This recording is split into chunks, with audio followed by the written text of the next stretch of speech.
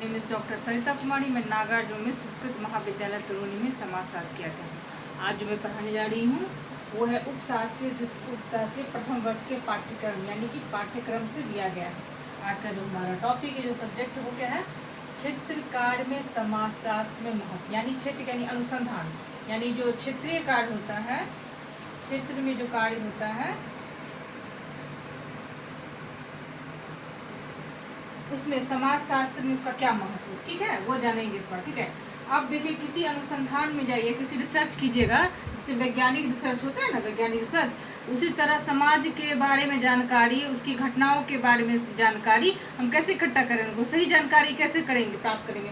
तो क्या करते हैं, क्षेत्रीय यानी समाजशास्त्र में हम क्या करते हैं, उस सब सामाजिक जीवन में जाके, उस क्षेत्र में जाके हम उस समाज के बारे में जानते हैं और उसके बारे में जानकारी इकट्ठा करते हैं और वैज्ञानिक अनुसंधान के द्वारा यानी सामाजिक अनुसंधान के द्वारा हम उन आंकड़ों को इकट्ठा करके और समाज को बताते हैं। ठीक, आगे बढ़ते हैं। आज क्या है अनुसंधान का अर्थ, क्या होता है? रिसर्च। अनुसंधान का मतलब होता है रिसर्च। इसका अर्थ क्या हुआ? अनुसंधान एक ऐसी प्रक्रिया है, या क्या कह गया, अनुसंधान एक ऐसी प्रक्रिया है जिसके द्वारा हमें किसी घटना के बारे में विश्वसनीय ज्ञान प्राप्त होती है। अनुसंधान क्या कहा गया? रिसर्च को क्या कहा? अनुसंधान। अनुसंधान ऐसी प्रक्रिया जिसके द्वारा किसी घटना की यानी सामाजिक घटना, हम किसका अध्ययन करें? समाज में, समाजशास्त्र के अंदर समाज का अध्ययन कर रहे हैं, समाज का अध्ययन। ठीक है, क्या कहा गया है? किसी घटना के बारे में विश्वसनीय जानकारी प्राप्त, यानी जो समाज में जो घटना घटित हो रही है उसके बारे में जानकारी प्राप्त करते, वो जानकारी विश्वसनीय होना चाहिए, यानी सही होना और सटीक होना चाहिए। क्या कहता है? अनुसंधान एक ऐसी प्रक्रिया है जिसके द्वारा हमें किसी घटना के बारे में विश्वसनीय जानकारी प्राप्त होती है, उसे हम क्या कहेंगे? अनुसंधान। ठीक है, आगे समझ के अनुसंधान किसे कहेंगे? ठीक है, अब क्या है?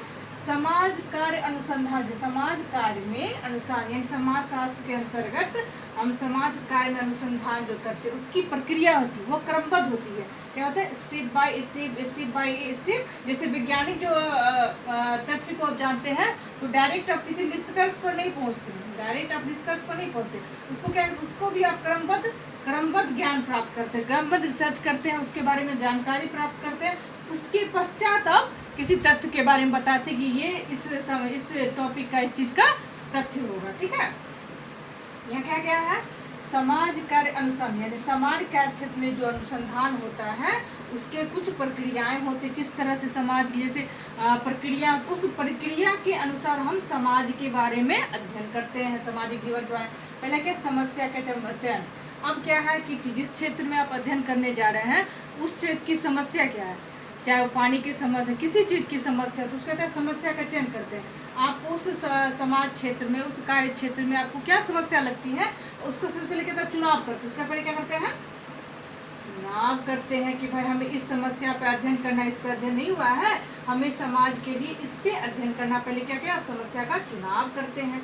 ठीक, उसका क्या, तो उस जो समस्या चुनाव कर उसका निरूपण करते हैं। ठीक, निरूपण करना, अनुसंधान की रूपरेखा का निरूपण।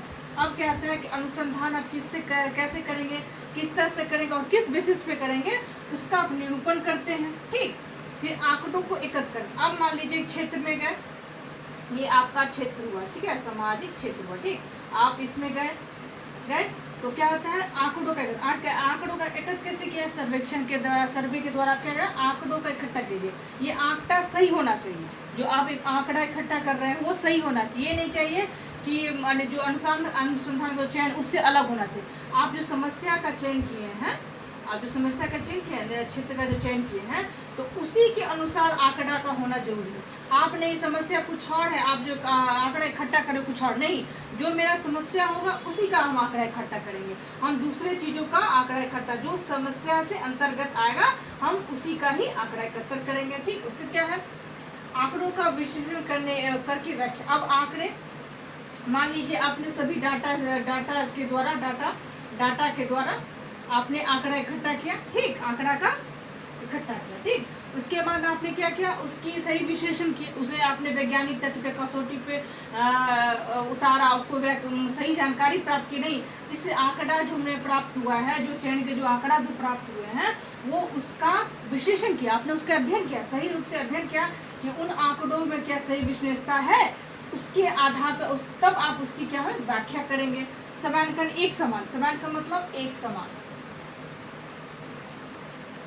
ठीक, यानी आपने समस्या का जो चयन किया उसकी जो समान एक समान होना चाहिए। आपने इकट्ठा किया, उसका जो चयन की जो प्रक्रिया है, उसका जो आंकड़ा का जो बेसिस आपको निकला, जो आपका अध्याय निकला, उसका क्या निष्कर्ष निकला, वो जो है एक समान होना चाहिए। तो आप समझ रहे अनुसंधान जो होता है, रिसर्च होता है, जिस तरह से उसकी प्रक्रिया कैसे चलती है। पहले आप समस्या का चयन कीजिएगा, उसका निरूपण कीजिएगा, फिर अनुसंधान की रूपरेखा तैयार कीजिएगा, किस थ्योरी के अंतर्गत आप आंकड़ा इकट्ठा कर रहे हैं उसकी जानकारी दीजिएगा। उसके आंकड़ों का जो विश्लेषण की, जब आंकड़ा आपका इकट्ठा हो जाता है उसका विश्लेषण कीजिएगा, उसकी व्याख्या कीजिए और उसका एक समानीकरण यानी एक समान रूप प्रदान कीजिएगा। ठीक है, अब आगे बढ़ते हैं। समाज कार्य अनुसंधान की प्रकृति समस्या से संबंधित। अब क्या है, यहाँ क्या कहा गया है, यहाँ क्या कहा गया है, समाज कार्य, यानी अब समाज जो समाज शास्त्र में ठीक, आप जो कहते हैं कार्य, जो समाज का अनुसंधान की प्रकृति समस्या संबंधी। अब समाज का जो क्षेत्र है वो समाज के कार्य क्षेत्र के प्रकृति, उन प्रकृति समस्या से संबंधित। अब समाजशास्त्र का जो अध्ययन कर रहे हैं तो उसका क्या होता है, समाज का जो अध्ययन कीजिए उसकी प्रकृति क्या हो, उसकी समस्या से संबंधित हो। अब जिस संबंधित पे कार्य करने जाए वो सामाजिक समस्या, ना कि दूसरी कोई समस्या, क्या होगा, समस्या से संबंधित हो। ठीक है, समस्या को दूर करने का प्रयास करें। उसका क्या है, अब जो समस्या आपके पास आई उसको क्या कीजिएगा, वैसे तो नहीं छोड़िएगा, आपके पास जो समस्या आई आप उन समस्याओं का निराकरण सोचिएगा कि भाई इसको दूर कैसे किया जाए। तब ना तथ्य रिसर्च कीजिएगा कि भाई समस्याओं को दूर करने का प्रयास कीजिए, इसको दूर करने का प्रयास। ठीक है, आगे बढ़ते हैं। समस्या का अध्ययन कर उन समस्याओं का निदान। अब क्या है, अब समस्या आपको मिल गया, समस्या मिल गया। ठीक, अब क्या उन समस्या, जो भी आपकी समस्या आई उन समस्याओं का निदान कीजिएगा कि मान लीजिए ये समस्या है कि नहीं, हमको डाटा कलेक्शन में या डाटा से जो जानकारी मिली है वो सही नहीं मिले, तो उसको आपको लगा कि भाई इसमें कुछ त्रुटियां हैं, उसका निदान ढूंढिएगा। ठीक, उसका उपचार भी कीजिएगा। अब निदान आपको मैंने कोई चीज़ का आपको मिला कि ये गलत है, ठीक है, ये गलत चीज़ है, उसका क्या कीजिएगा, निदान कीजिएगा, उसका उपचार कीजिएगा। आप उसको सही करने के लिए क्या कीजिएगा, उपचार कीजिएगा। ठीक है, अब उन सभी क्या करने के बाद उसकी मूल्यांकन की, आपने जो रिसर्च किया है, जो आपने रिसर्च इकट्ठा किया है, तो उसको क्या कीजिएगा, उसका सही से मूल्यांकन कीजिएगा। मूल्यांकन करने के बाद भी आप देखिएगा एग्जाम के बाद बच्चों का जो मूल्यांकन होता है उसी के तथ्य के आधार पे बताता है कि भाई गलत है सही क्या। किसी चीज़ का मूल्यांकन कीजिए उसकी रूपरेखा थे। अब उसका मूल्यांकन हो गया, भाई सब कुछ सही है, जो हमने डाटा इकट्ठा किया, जो डाटा इंटरप्रिटेशन किया वो सही है, और इसके बाद उसकी रूपरेखा अब बना ले। अब उसका फाइल रिपोर्ट बनाइएगा, एक रिपोर्ट बनाइए कि भाई हमने जो तैयार किया है रिपोर्ट वो सही है, उसकी रूपरेखा सही है। ठीक है, अब आगे बढ़ते हैं। अब क्या है, क्षेत्रीय कार्य के सबसे प्रसिद्ध उदाहरण शायद M.N. श्रीनिवासन प्रसिद्ध पुस्तक रिमाइंडर विलेज में दिया गया। उन्होंने क्या है, क्षेत्रीय कार्य, उन्होंने समाजशास्त्र के जो क्षेत्रीय कार्य में जो कार्य किया उन्होंने क्या था, उदाहरण के रूप में M.N. श्रीनिवासन के प्रसिद्ध पुस्तक रिमाइंडर विलेज में दिया गया। उन श्रीनिवासन ने मैसूर के, ये क्या है, श्रीनिवास है, M.N. समाजशास्त्री बता दें, शास्त्री है M.N. श्रीनिवास। ठीक, ये बहुत बड़े समाजशास्त्री सोशलाइजिस्ट हैं जिन्होंने क्या किया, अपनी पुस्तक रिम्बेडर विलेज में दिया है। ये निवासी मैसूर के, इन्होंने मैसूर गांव का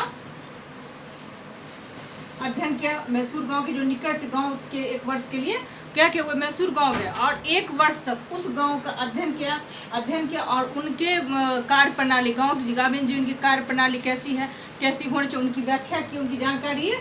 उन्होंने उस गांव को क्या नाम दिया, रामपुरा। यानी मैसूर के नज़दीक जो गांव था, उन गांव में जो अध्ययन किए उस गांव को उन्होंने क्या कहा, रामपुरा। इस वीडियो में इतना ही। आगे वाली वीडियो हम इसी कार्य क्षेत्र, समाजशास्त्र के कार्य क्षेत्र के आगे के बारे में विस्तृत जानकारी देंगे। धन्यवाद।